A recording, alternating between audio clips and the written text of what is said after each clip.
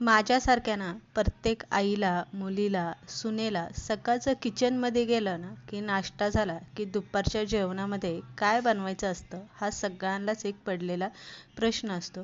त्यातल्या त्यात जर सुट्टी असेल आणि घरी असेल, साधं मराठमोळ्या पद्धतीने जेवण बनवायचं असेल किंवा जेवण खायचं असेल, तर आणखीनच आपल्याला प्रश्न पडतो. आज ना आपण आठवड्यातून 3-4 वेळा तरी रोजच्या जेवणातली थाळी दाखवण्याचा आणि बनवण्याचा प्रयत्न करत असतो. आजची थाळी ना अगदी मराठमोळ्या पद्धतीने मराठमोळ्या चवीची बनवलेली आहे. पूर्ण रेसिपी बघण्यासाठी ना आपल्या चॅनलला सबस्क्राईब करा.